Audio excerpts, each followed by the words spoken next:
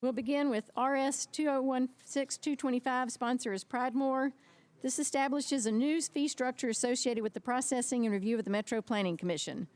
I do have a letter from the sponsor to approve. Is there a motion? All those in favor? Opposed? Resolution is recommended.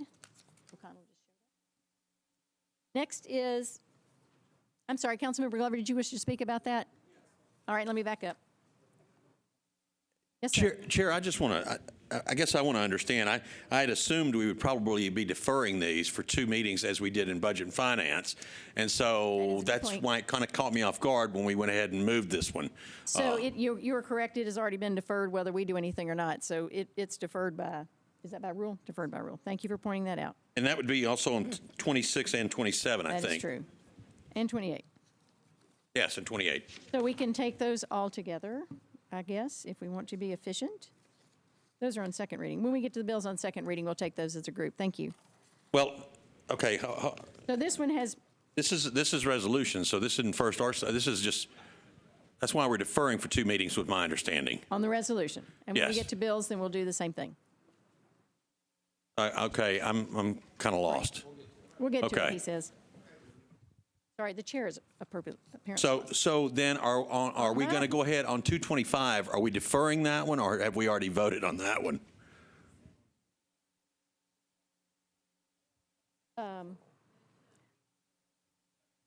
So say that again, please, Mr. It's been moved to reconsider. They've moved to reconsider. Thank you. Move to reconsider. So we had a motion to defer by rule. All those in favor? Aye. Thank you very much. We will defer.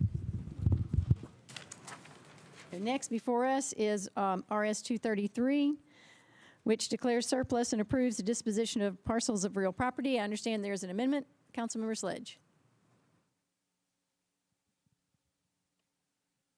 Thank you, Chair Lady Allen. My amendment, which is in your amendment packet, would place the funds from the sale of these surplus properties, which are not buildable, would place the sale of these parcels into the Barnes Fund. The assessed value of these properties combined is around $60,000 to $65,000. The bulk of that value is in 2 properties, one of which is in my district, and the other one is in Council Lady Roberts' district.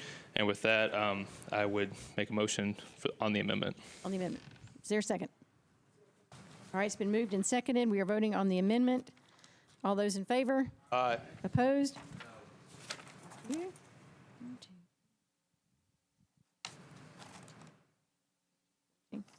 Okay, 13 in favor, 1 against. Now we're voting on the bill as amended. Any discussion on that? All those in favor? Aye. Opposed? No. Duly noted. Thank you. Next, we are considering Resolution 2016-241, sponsors O'Connell, Elrod, and Allen. This authorizes Vitality LLC, DBA Daily Juice Cafes of Nashville to construct and install an aerial encroachment at 211 3rd Avenue South. Been moved and seconded. Any discussion? All those in favor? Any opposed? The resolution is approved. Next, we're looking at bills on second reading. BL 2016-225. This authorizes the Director of Public Property to enter into a lease agreement with JDJP Development LLC for temporary office space at 749 Massman Drive. I do have a letter from the sponsor to approve. Is there a motion? Been moved and seconded. I see no one in the discussion. All those in favor? Any opposed? Excuse me. Yes, sir, Mr. Mr. Jameson, could you give us somewhat of an explanation of this? And I apologize, I hadn't read the analysis, but it caught me by surprise. Sure, that's fine. This is just for additional temporary office space on Massman Drive to be used by the Metro Nashville Police Department. The monthly rents are broken down in the analysis, roughly $25,000 from the commencement date, assuming approval per month through 2017, June of 2017. Goes up slightly every year for the next 4 years after that, but no higher than $27,000. Metro has to pay $45,000 at the execution of the lease. $20,000 of that would be credited to the first lease payment, and that would be refundable at the end of this process. There has been a slight concern raised by whether or not the landlord would have consent on the sublease before this reaches final approval. I think that's being worked on by General Services now, and that's That's the pretty- Well, why is it a planning commission matter rather than a budget matter? It was both before budget and planning, so budget did weigh in on this. So it becomes our matter because it's a lease agreement involved? I think that's the consensus, yes. Okay, thank you. Thank you, Madam Chair. Thank you. Any other questions? All those in favor? Aye. Opposed? Bill is recommended. Next is BL 2016-226, sponsors Anthony Davis and Elrod. This changes the name of an unimproved portion of Rosecliff Drive to Colbert Drive from Rosebank Avenue westward to its terminus. That should be deferred. That should be deferred. I thought I remembered that. Is there a motion to defer? Defer one meeting? Second? All those in favor? Any opposed? Also. Next is BL 2016-227, sponsors Withers, Allen, and others, abandons a portion of alley number 258 right-of-way and easement. Do I have a motion? Been moved and seconded. Any discussion? All those in favor? Any opposed? Okay. Bill is recommended. Next is BL 2016-228, sponsors Roberts, Allen, and others, abandons a portion of Hill Circle right-of-way and easement. Do I have a motion? All those in favor? Any opposed? Bill is recommended. Next is BL 2016-229, sponsors Allen, Elrod, and Potts. This abandons Evergreen Avenue right-of-way. Do I have a motion? Been moved and seconded. Any discussion? All those in favor? Opposed? Bill is recommended. Next is BL 2016-230, sponsors Allen and Elrod. This abandons the existing sewer and water main and easements and accepts new sewer and water main and easements for properties located along 9th Avenue North. Been moved and seconded. All those in favor? Any opposed? Bill is recommended. Next is BL 2016-231, sponsors Roberts, Allen, and Elrod.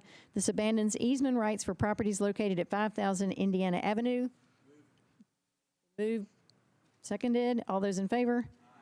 Any opposed? Bill is recommended. Next, we have bills on third reading. First is BL 2016-173, sponsor is Scott Davis.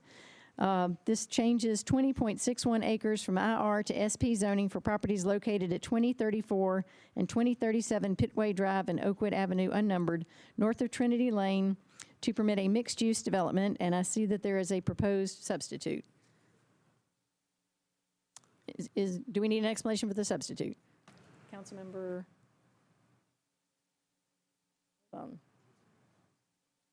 Scott Davis. Thank you, Madam President. I'd like to move the substitute. We were just adding, thanks for the help of our legal Attorney Mike Jameson and Counsel at Large Bob Mendez for their assistance in tightening everything up and also making sure that all the residents' concerns were listed. We put a cap also from 2,000 residential units to only 1,000 residential units also, and I would like to move forward. Okay, it's been moved and seconded. Councilmember Mina Johnson. Thank you, Madam Chair. I just want to recap about this bill because I want to thank sponsor of the bill because it was referred to Planning Committee, and I did struggle because it was disapproved by Planning Commission, and because the condition has changed. The 6% commercial requirement is now reduced to 20%. However, I would like to commend bill's sponsor, Scott Davis, hard work, and this plan actually now submitted and sitting on our desk is a really great plan. And I really appreciate his hard work, and I can now really support this plan. Thank you. Councilmember Sledge. Thank you, Chair Lady. I had a question on the number of units permitted. According to our packet, it says that the substitute ordinance may permit a significant increase in number of dwelling units from the 445 currently permitted, based upon an increase in the floor area ratio to 3, which I would like an explanation on. And then the sponsor did mention that there is a cap of 1,000 units, so we could potentially be more than doubling the unit count on here, and I just wanted to get an understanding on that. Planning table, can you respond to that? Sure. The property is currently zoned IR, which in addition to just allowing industrial uses has an FAR or floor area ratio of 0.6, meaning that they can cover 60% of the property with developed space. The SP allows an FAR of 3, which means that they can cover the property with 3 times of the land size of the property. So they can do multi-story buildings across the property for an FAR of 3 without the maximum unit count. Just taking some math and an average size of units, you come up somewhere around 2,250 units that could be permitted if they were able to max out the FAR of 3 across most of the property. Okay, I guess my follow-up question would be, where did the 445 come from? I believe that's what the applicant wants to do on the property. I'll defer to the councilman. The area, and Councilor Van Reest can also chime in on this, there's acres of huge TVA lines.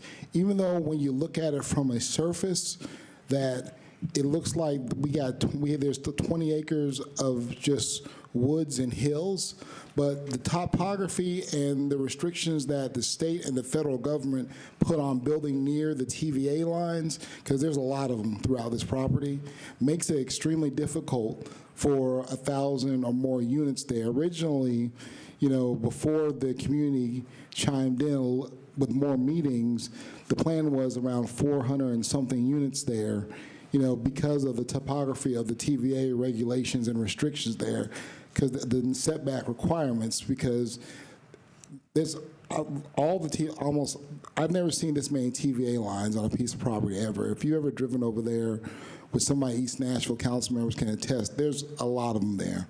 And it will be very difficult for them to put 500 units there. And that's why I can understand planning's logic by, doing the math with the other parts, but it will be extremely difficult. If they can put 1,000 units there and park it where codes can allow it, and I'll be honest with you, I'm not necessarily against that because, A, these units are going to be considerably more affordable, and also the average tax revenue for my district is $2,000 a year. And so 1,000 times $2,000 a year in tax revenue is $2 million. A couple more of these, and I can give the people, while Mr. Pardue is asking for, Councilman Pridemore is asking for an additional raise for the Metro employees. So the increased tax revenue, which I doubt they can fit there, to me, for 1,000 units in a vacant area, next to major transit and Ellington Parkway and I-64, is the proper place for it, and then we're not displacing anybody also. Thank you. Councilmember Murphy.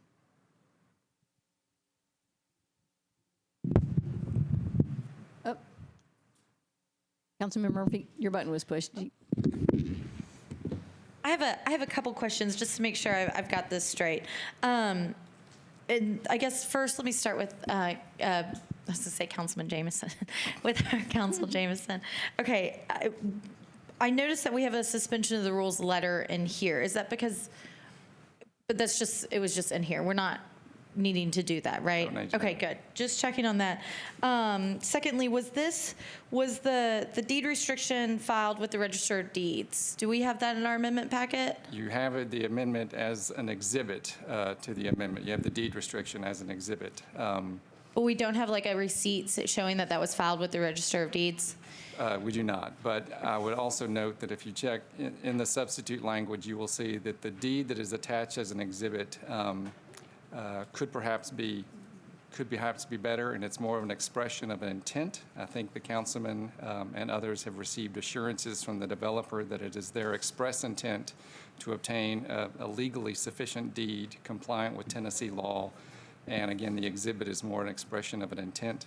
I do have to give a kudo to Councilman Mendez for having worked on the deed up to a point. Okay, so the intention is there, but we don't have a guarantee. because it hasn't been filed. Do not have a deed restriction guarantee, correct? This is for planning. What is the surrounding base zoning for some of the residential area here? The properties surrounding it to the south are zoned industrial, and then around it is RS 7.5, and there's some RS 10 relatively nearby. So, and I've heard the councilman from District 5 mention that there's a lot of this land and topography that's taken up with TVA lines and things like that. And so, and since we don't have a site plan, I'm just trying to imagine how much of this, 20, 25 acres is they are able to build upon, because once we're thinking about up to 1,000 units, if it's on the 20, I think we were talking earlier, that gets us around like R50. But when we talk about the actual buildable land, how many acreage is that compared to what does that calculate out to? Because this is just a regulatory SP, we don't have a survey on the property, so we don't know the exact amount of buildable area. And most of the property, other than a transition to the existing residential uses, they do have the ability to go to 5 stories, which allows them to make up some of that area that they would lose by not being able to build in the easement. Additionally, parking doesn't count towards, required parking doesn't count towards your FAR. So without knowing exactly what they plan to build, it's a little difficult, and there are some things in there that can skew it one way or another. And maybe the chair, if the councilman from District 5 has does he know?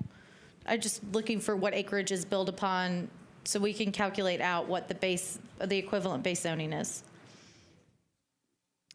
Councilmember, can you speak to the acreage that is buildable? After the TVA easement, the NES easement, after the requirements from water, and what was the last? And the road easements, you'll have 12 to 13 acres of buildable property. And then planning, could you calculate that out for me? Because I'm still new and quite frequently get it wrong, and y'all have to correct me anyway. I see a calculator working.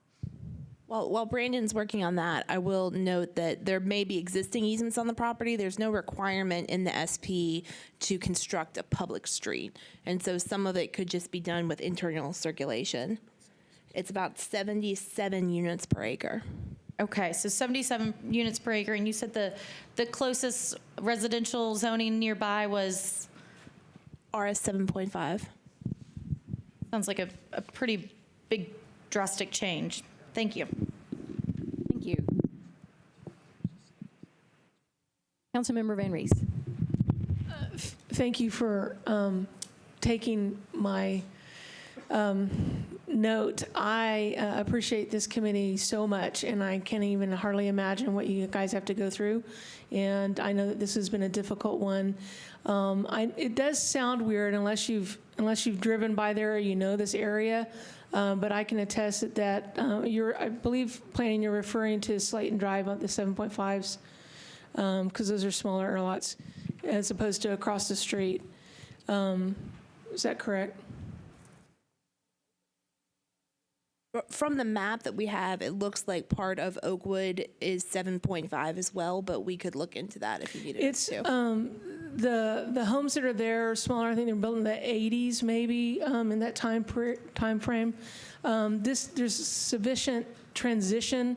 The power lines that he's referring to actually are in between this area and that, and there's going to be additional opportunities in this area as well for different types of housing. So I'm just here to attest to the fact that the folks on Slayton and the people up north of that area have given their support to this, and we've been able to talk with everyone, I believe one-on-one, that had any concerns, and so I'm here to just let you know that District 8 is absolutely fine with this.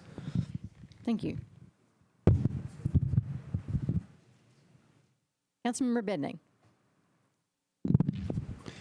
Yes, a question for the planning table. She's looking at me funny. When are you going to start adding information about affordable and workforce housing on these reports? We have already begun to ask developers for that information as we're reviewing the cases, but because at the point in time when we would ask them and work with them on that issue, they then have to go through a 6-week review for the Planning Commission and then subsequently have the bill filed, come to first reading, second reading, and third reading. It'll be, I think, the July public hearing that we'll start to see that information appear more regularly, though there will be some probably older cases that still wouldn't have it. Oh, okay, because I was looking on here and I couldn't find it. All right, well, thank you. Councilmember Mendez. Thank you, Chair. I just wanted to comment about the deed restriction issue. After the meeting a couple weeks ago, I talked to Councilman Davis about trying to possibly help with the deed restriction. And before I got involved in that, I wanted to talk to the developer. So I've talked to the developer a couple of times and just want to underscore everything that Councilman Davis has said about their intent with the project. The deed restriction is complicated. Nashville has not really had many or any that I know of examples of purely private development imposing a voluntary deed restriction on the scale that this project would. There's examples of MDHA having deed restrictions and not-for-profits having deed restrictions, but we need to, in order to move forward with affordable housing the way we want to, we need to be able to have developers like this do it at a voluntary level. The deed restriction that has been supplied would be, if that were the entire document, in my opinion, would be essentially useless. And but it is an expression of intent that the developer reaffirmed to me. I also talked at length with the developer about what would be required to have an effective deed restriction structure. And she told me the name of the lawyer she's in touch with in Nashville to be able to help her with that. It's somebody I think we would all agree could do this the right way. And so I just want to thank Councilman Davis for sticking with this, because the path of least resistance is to not fight for the voluntary deed restriction. It is an effort. It will be expense for the developer. And for me, when it comes to the council, am trusting that this is going in the right direction, even though it's not all written down on paper yet for the voluntary deed restriction. So I just want to give that information.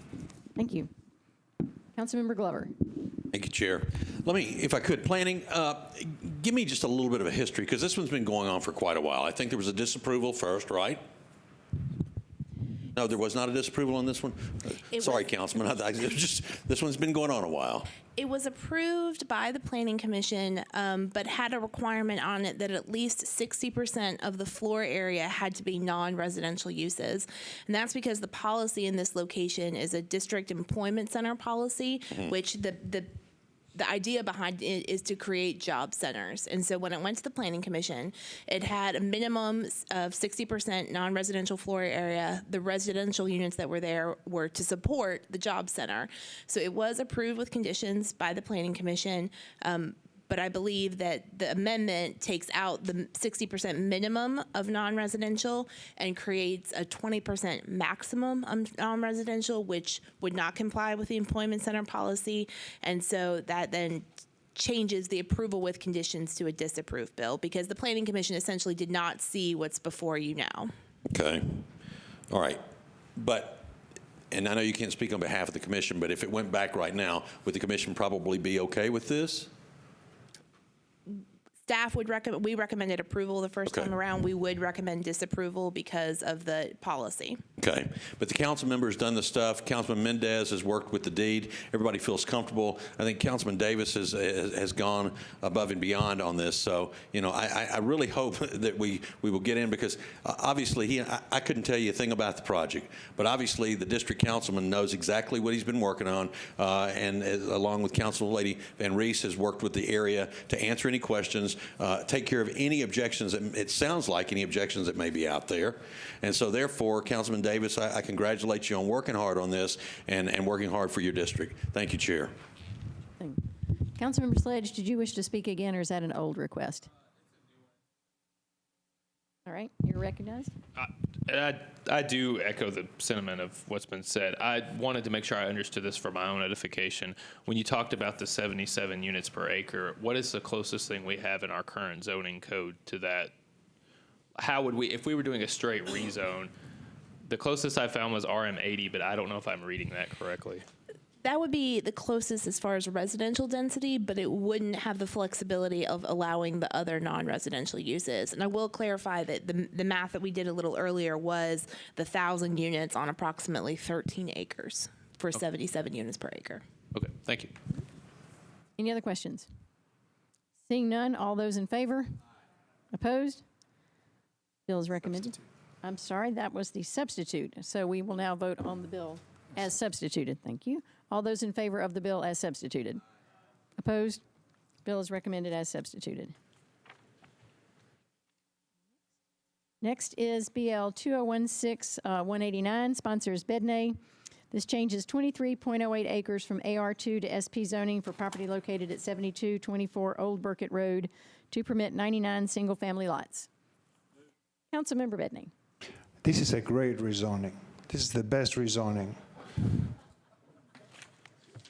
It's a huge rezoning. No, it's not a huge rezoning.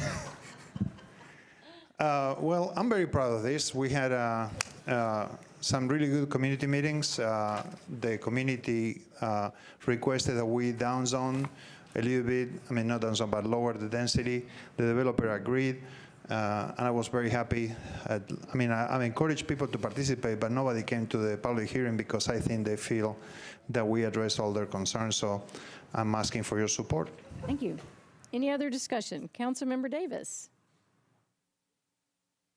You wish to speak on this one? No. Councilmember Sledge.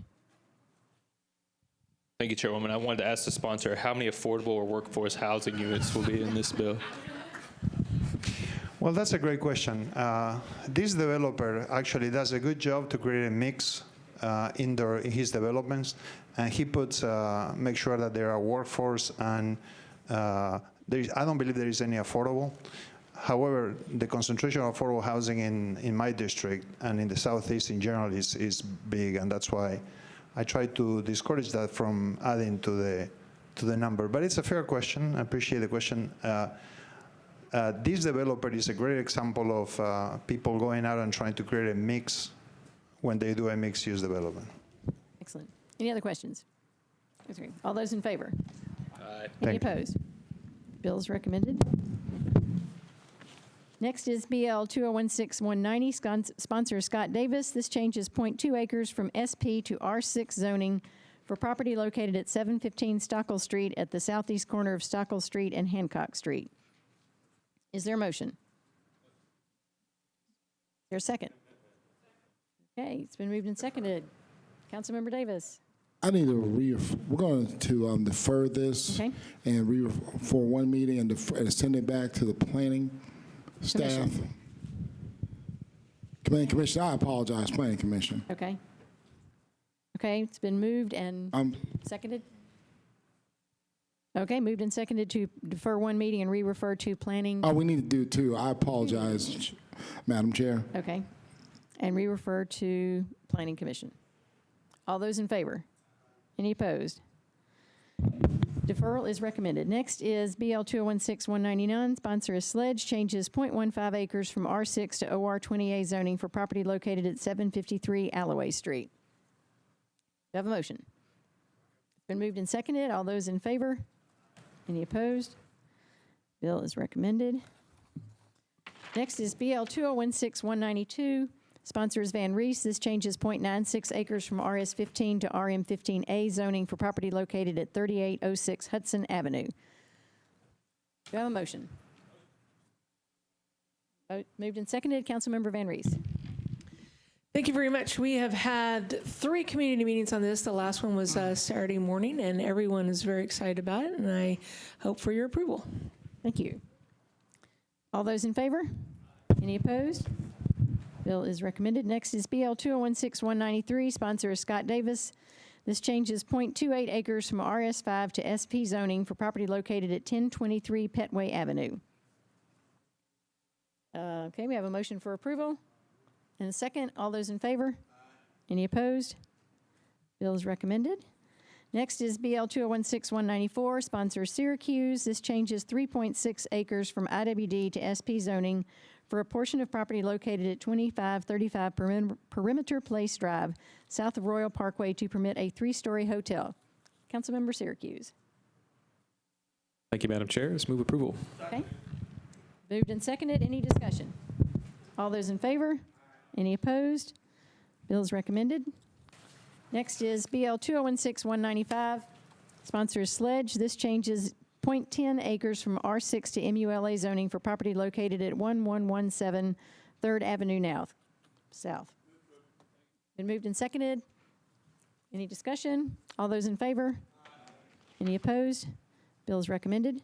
Next is BL 2016-196, sponsor is Allen. This changes 0.66 acres from RM40 to SP zoning for property located at 1710 Belcourt Avenue at the southeast corner of Wedgwood Avenue and 18th Avenue South to permit a 76-unit multifamily development. There is an amendment. Is that in the packet? And it is in your packet. And this amendment, I will just speak to this, does change the setback as requested by the neighbors who spoke at the public hearing. Those that have seen the drawing are satisfied, and I'm satisfied that the developers met our request. So I would move for approval. Second. Any other discussion? Councilmember Johnson. Mina Johnson. Thank you, Madam Chair. That was my question, if the setback issue was settled and you are happy and neighbors happy, and great to hear it. Thank you so much. Thank you for asking. And Councilmember Sledge? Honestly, I just wanted to thank you, Chairwoman, because I know several of those folks who had spoken at the public meeting are constituents in District 17, and it appears from their feedback that this addresses their issue. So thank you for working so hard on this. Thank you. Good resolution. Any other discussion? All those in favor? Any opposed? Bill is, that was the amendment. Now we'll vote on the bill as amended. All those in favor of the bill as amended? Any opposed? I'll take that as a no. Bill is recommended as amended. Next is BL 2016-197. Sponsor is Roberts. This changes 0.17 acres from R6 to SP zoning for property located at 4500 Illinois Avenue, approximately 300 feet of 46th Avenue North, to permit up to 2 residential units. I don't see the sponsor or a letter, but let me look. Anyone know if the sponsor is in the room? We will move it to the Hill. Anybody would like to send a note?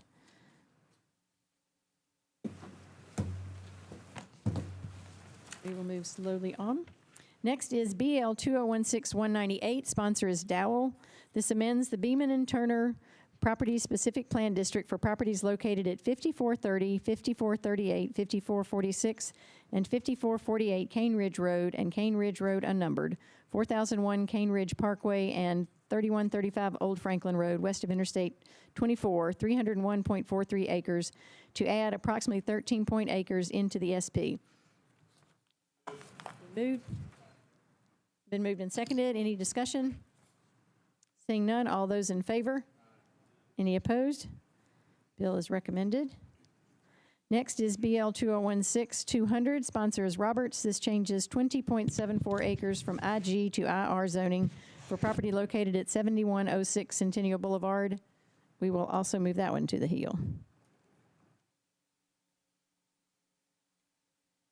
Next is BL 2016-201. Sponsor is Cooper. This applies a neighborhood landmark overlay district to property located at 6404 and 6410 Centennial Boulevard, approximately 1,000 feet northeast of 63rd Avenue North, 153.19 acres, zoned IR.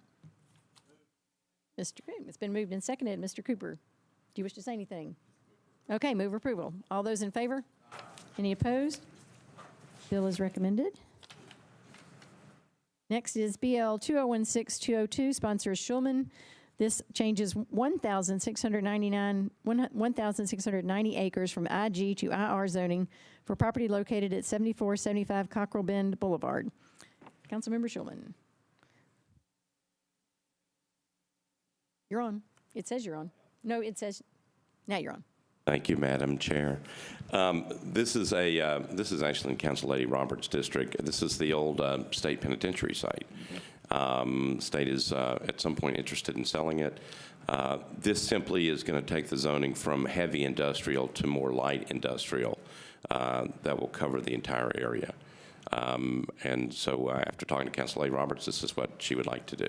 Great. And I would ask for a motion to approve. Thank you. Been moved and seconded. Any other discussion? All those in favor? Any opposed? Bill is recommended. Next is BL 2016-204. Sponsor is Scott Davis.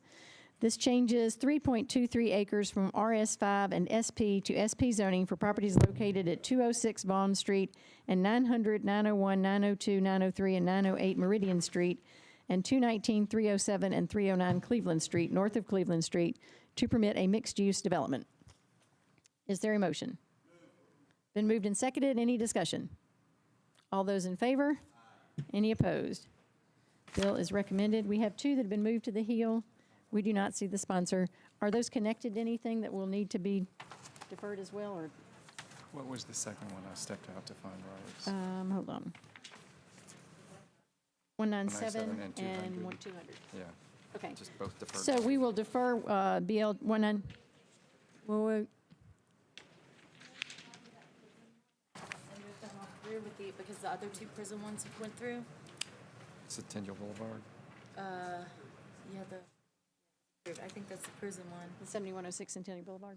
Clerk's office is closed is the problem, so you can't get on as a I sponsor. can't sign it up here. We don't have the, We can request a suspension of the rules tomorrow.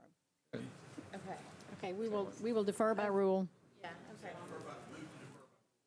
Thank you. So this is 196. All those in favor? I'm sorry, 197.